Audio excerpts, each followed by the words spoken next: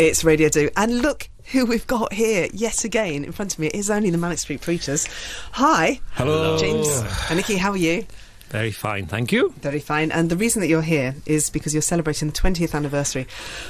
Do you like celebrating anniversaries like that when you hear the word 20th? Does it make you go, oh my God? Wyatt tends to be very engaged and very optimistic about the whole process, whereas I look back darkly through it all and see the failure, whereas he kind of celebrates it because he sees it as a bit of musical archaeology, I think. I think I'm still the band's biggest fan, really. Oh, and you're the band's biggest critic. So that's why it works. No, that's Sean. Oh, is it Sean, Sean, really? yeah. That's why Sean's not here. It's the 20th anniversary of the release of Generation Terrorists.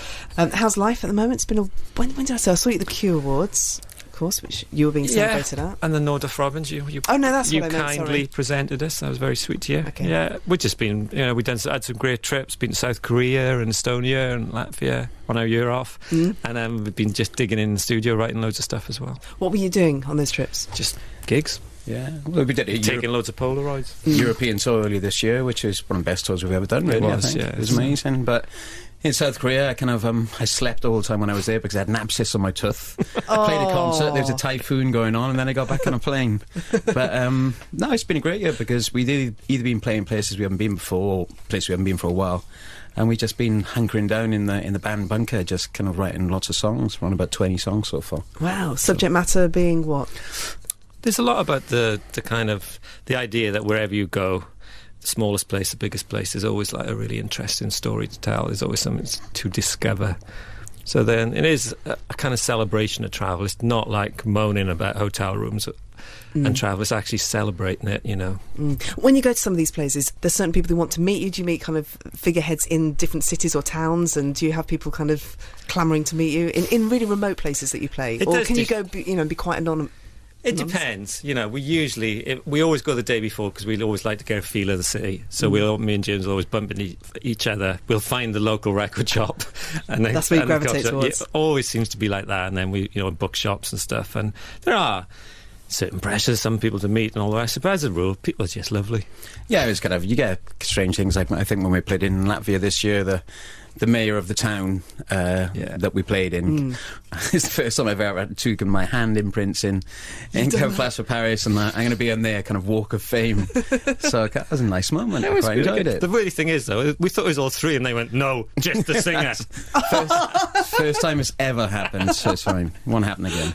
You laughed or did you solve? No, I laughed. Okay. That's good. Let's play a track then from Generation Terrorist. Do you want to choose? Play Little Baby Nothing. It doesn't get on the radio very much, does it? No, it doesn't. No, it's a sweet piece of music. All right, Little Baby Nothing.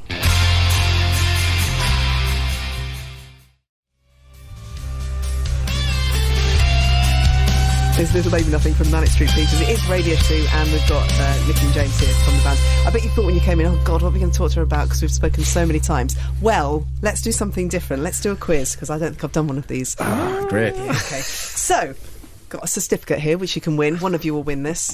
Okay. Champion of 1992, because that is what we're going to quiz you about. So this is when Generation Terrorists came out. So I've got some questions just to... So nervous now. Right. So this is everything that you might or might not know about 1992, stuff that was going on then. Where were you at in your heads, and what did you look like in 1992? What are your memories, James? Didn't have any grey hairs. I was definitely at least 2.5 stone lighter, and I think I was full of fear and excitement because I had this impossible mission statement in front of me that said I had to sell 60 million records and split up, and I knew I was going to fail. Congratulations.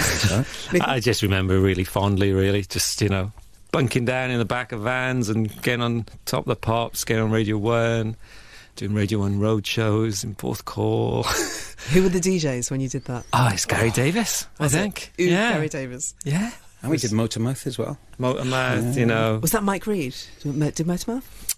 Do you know, I can't remember who it was. Can't remember. But I know we went down the night before and there was a snake that escaped in the studio. It was proper kids' TV. Saturday morning kids' TV. And I had smoked salmon for the first time and I said, it's not cooked. Some idiot booked us on the Word. Really? Yeah. You should never have accepted that invitation. I should never have booked you. I should have known better. Right, okay, we've got 10 questions. You just shout out the answer. Oh, Who knows God. the answer? So, your first question. Shakespeare's Sister had a #1 hit with which song in 1992? I can give you some options. Is it either the Cry? history one or Stay? Stay. Is it Your History? No, it's Stay. Oh, it's Stay. Stay was Stay. #1 for You're about 4 supposed to be weeks. competing against each other, so you're supposed to be kind of No, shouting it's out. got to be a team effort. No, rubbish. He's got a degree. I want to know can't who's the compete with best. that. You got a vital brain. I got a degree from the University of Life. Right, hang on, let me just confer who got the point. James got the point for that. I think. said Stay first. Okay, Well, fine. you said Stay or History. I don't know. I said I Stay. conferred with myself, the we man could with two find- brains. I could finally split the band up.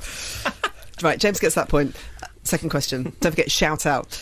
Britain's Royal Mint introduced which coin in 1992? Was it? Fine. 20p coin. Was it a smaller 10 pence? Was it a bigger 50p? Or was it a square pound? Square pound? There's no such thing as a square pound. Okay, What's so was the it- options? A smaller 10 pence, Smaller a 10p. bigger 50p. Small 10p. Okay, He's why got a you got point. that? Nicky Yeah. got that. In 1992, who won the Golf Open Championship in Scotland? Was it? What do you think you know? Paul Lawrie? No. That's It Carnoustie. was- That's it Carnoustie. was That's wrong. Maybe... Might have been Nick Faldo or Greg Norman. Don't look to me for... I need an answer Do you from know what? Scotland's a bit vague. What was the... Oh, you mean the Scottish Open, not the British Open? The Golf Oh, Open Championship that's in it. Scotland. Oh. Okay, so what's your answer? I have to go Faldo. Well, Sandy It's Lyle. the right answer. That's right. Now, can I get a bonus point because I know what the end of the commentary was, where Concord went over and he went. No, It's no. not about You're our country, wrong. is it? No. You're wrong. That was the Ryder Cup. It Oh, okay. was Peter Alice at his best. Okay. Which European theme park opened in 1992? Was Euro it? Disney. That is the right answer. He's in. That was Nicky, wasn't it? Yes. The Church... Be quicker, that's all. That's all I'm saying. Church of England voted in favour of what by 5 votes in November 1992? Women in the church. Women. They just, women. Ordaining women priests. Who resigned as Labour leader in April 1992? He's good, isn't he? Have you ever done Mastermind or any... Actually, at school, I did win top of the form. Did you? I did. No surprises. Who became the 42nd US president in 1992? George Bush, the older George Bush. No.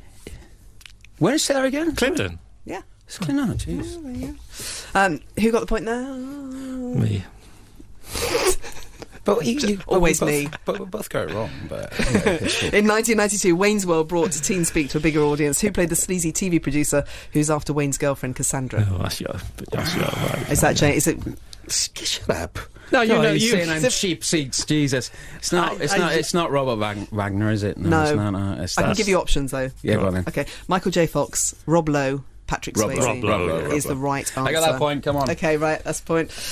Madonna had a very busy year. She appeared in A League of Their Own, and she had a book out. What was the book Sex. called? Sex. James knew that one. Yeah. Funny that. I'm a married man with a child, if you don't mind. What was the album called? Erotica. Ah, Nicky got that. I Bonus remember point. Sean buying it in Norwich. We were on tour and he bought the book and he came back and there's a load of rubbish. I'd look through it first, though. Was it metal? Didn't it have like a metal? it was Yeah. huge, yeah. Yeah, I had that song. How much, final question, how much was a pint of milk in 1992? No idea. We were rock stars on our heads by then. Didn't buy our own milk. What do you reckon? 52p or 28p? 32p. Did you see my bit of paper? No. Really? 32 pence? Rock and roll. Get you. Right. Vote for the new Chancellor. So with 7 points we have Nicky Wire, and with 3 points we have James Dean Bradfield. Well done. Very good. So you were actually paying attention in 1992. I was. I'm always paying attention. I would have got at least 3 of those other points if I'd been quicker. So really, it's 7-5. Sharpen up. 7-6. Shut up. Can I just do the presentation of the can. certificate, please? Because it's been lovingly created and crafted. It's in colour. Champion of 1992. This is to certify that Nicky Wire has the best memory out of all the members of the Manic Street Preachers. We're just assuming that Sean would never have beaten you in a million years. There you go. There is your certificate. Did you get Round of applause. Did you put his name on it? I go like that. Oh, I'll write it in. Come on, pass it in. Jesus, come on. It's probably already in there from the start. Yeah, no, she would have. Yeah, he doesn't write the lyrics down.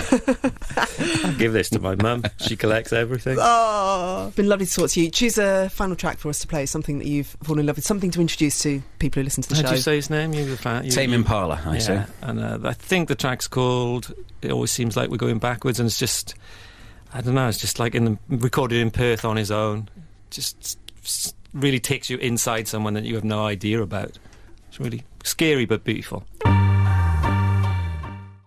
Was it you, Nicky, who was tweeting the other day, about not gigging in the UK suddenly seems like quite a bad idea? Yeah, I just felt all of a sudden, in September, we were in the studio and just like, God, it's been a while now, because this time last year we were practicing for that Mammoth set at the O2, you know, and we get lots of offers and we're really trying hard to turn them down all the time. So yeah, just not a bad idea as such, but maybe it should have been 18 months rather than 2 years. When does it end? When can you play again? December, not this December, but the following December. Oh my gosh! But you'll be gagging to play, so it was a good thing. But there was a point when we did the long tour on Postcards from a Young Man, which is about 35 dates, I think. And we all started moaning about seeing the same signs on the motorways all the time. Big Yellow Storage, Costa Coffee, Marks and Spencer's, Moto. That's our trip. We'd got so petty about being bored about touring Britain, and now we miss it. Ironic, isn't it? What's Christmas hold for you? Where are you going to be? At home? At home, you know, just act as pretty much as normal and old-fashioned as it gets with me. And New Year's Eve? James, you'll be at home as well, I guess. I'll be at home. I used to go away every New Year's Eve for a cold winter city experience, but now I can't anymore because I'm all grown up with a kid and stuff. So yeah, I hate New Year's Eve. So much pressure and just another year nearer death. At which point we'll end the interview. Thank you very much indeed. It's been lovely to talk to you. Cheers, Joe. You can always rely on the wire for a quote like that, just to bring you down just a little bit. Thank you very much indeed to James Dean Bradfield and Nicky Wire, two of the finest men in music. You can go and have a look at them now. They're on the Radio 2 Facebook pages, and you can see Nicky proudly holding his certificate. Chuffed to bits he is. Just look at his little face, absolutely chuffed to bits. And then you can compare and contrast that with the face of James Dean Bradfield, who is a man aggrieved. Like, literally, I was robbed, if there was a speech bubble.